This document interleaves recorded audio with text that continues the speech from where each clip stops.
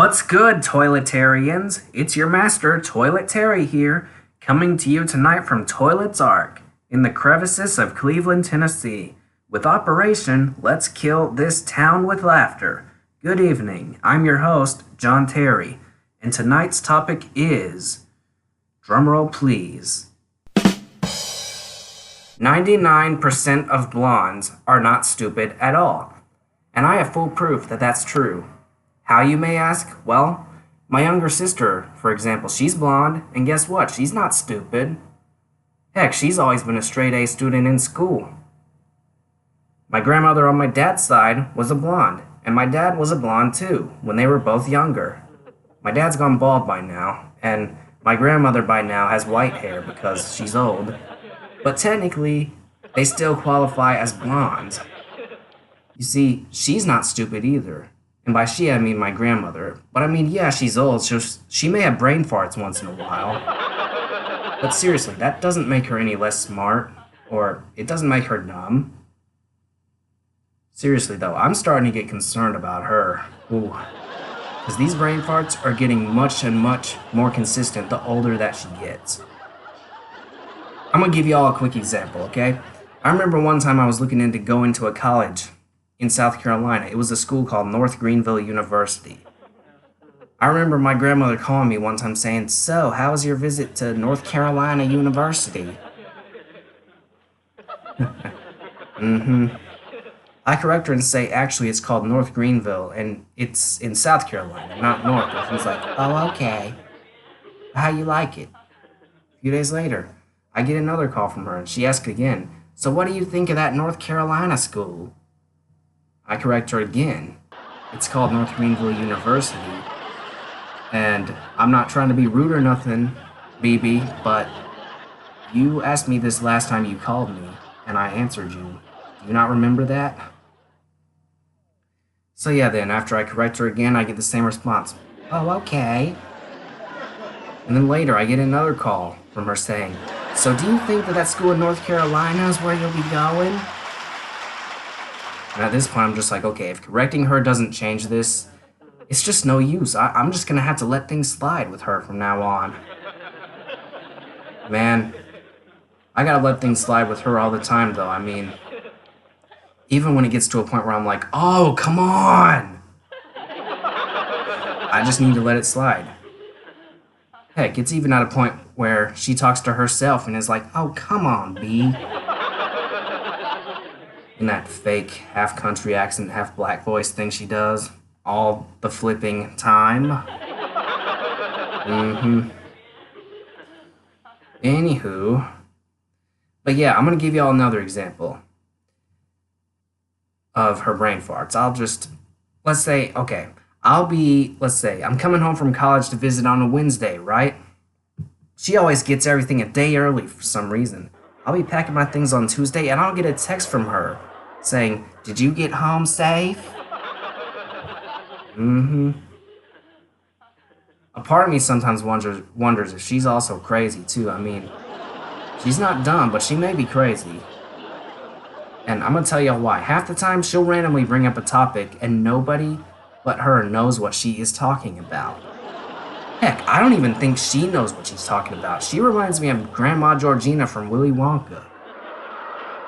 We'll be talking about school or hobbies or whatever, and she'll tap my dad or my mom and say like, "Hey, do you have a picture of that black dog? Show everyone that black dog you used to own."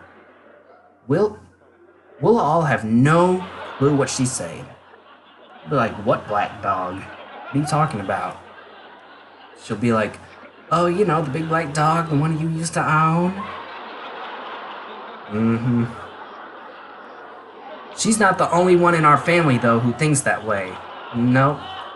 My grandpa on my mother's side still lives all the way up in Kenosha, Wisconsin, where she was born and lived for the first 5 years of her life at. And, you know, he'll be visiting us from Wisconsin every few years, right? And he'll just bring up the most random things about Kenosha that my mother has no memory of, because she was so young. For example, he'll ask my mother, "Gina, don't you remember that McDonald's by the gas station?" And she'll be like, "What gas station are you talking about?" No kidding, okay? No kidding. He'll reply with, "Oh, the one by the McDonald's. You know what I'm talking about?" Mm-hmm.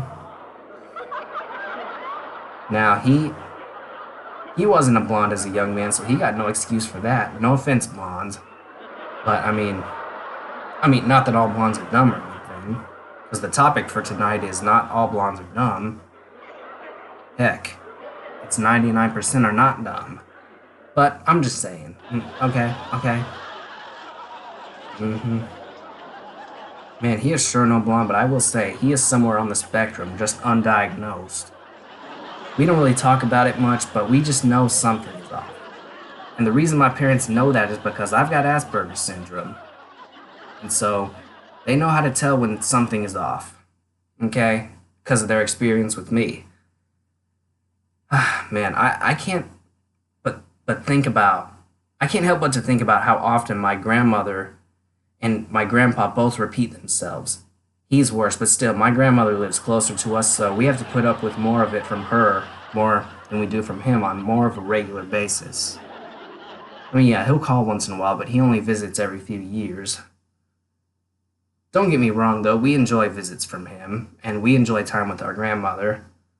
I mean, seriously, though, guys, I can't help but to remember this one time when my grandpa sent my mother this insane long voicemail. Not only was it repetitive, but he kept on beating around the bush and wouldn't cut to the chase as to what the topic was that he was calling about or what he needed, what he wanted from us. You see, he just kept repeating over and over, it's concerning important things. Yeah, important things. And,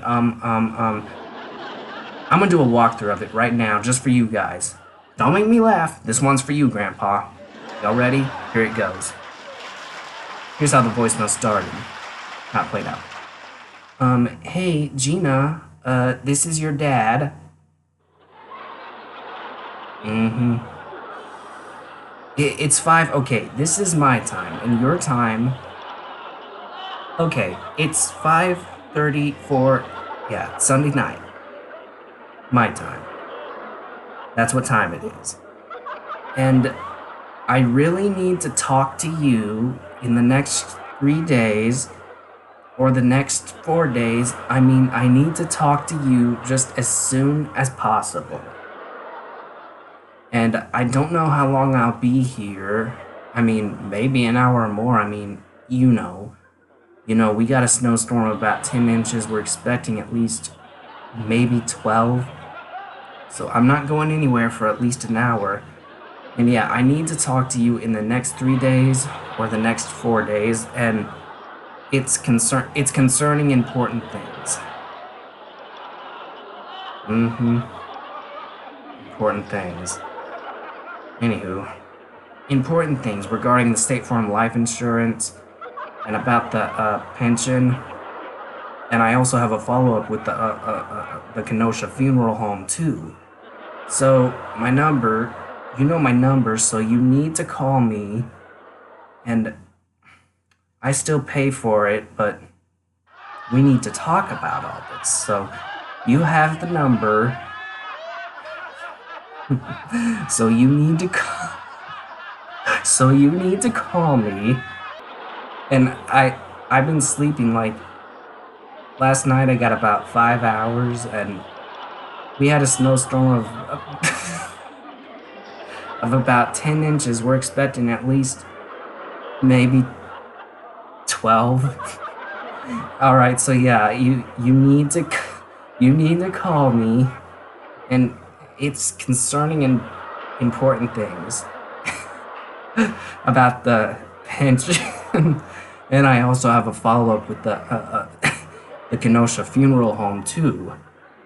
And anyway, I'll try to call tonight, because I'm probably not going anywhere. Okay, because we got a snowstorm. Yeah, I already told you that. Okay, this is this is my time. And your time, it's 5:43 my time. Sunday night. That's what time it is. So, just give me a call when you get this. If I don't answer, I'm probably on the toilet. I mean, I had diarrhea this morning. I don't know what the deal with that is. But anyway, alright. Love you. Bye-bye.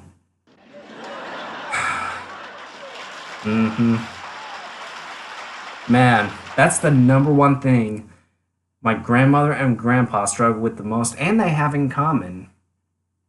I mean, the number two thing, however, is making other people have to repeat themselves. And, you know, grandpa is the worst at, one, repeating himself, and two, making others repeat themselves.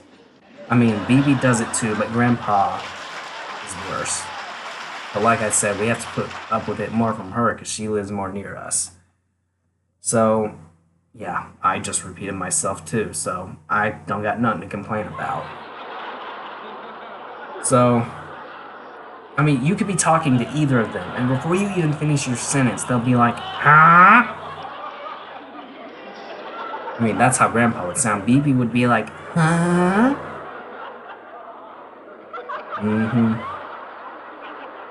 Sometimes I just don't repeat myself, to be honest. I'll just wait on them for a few seconds in silence. And if they say no more, I'll move on.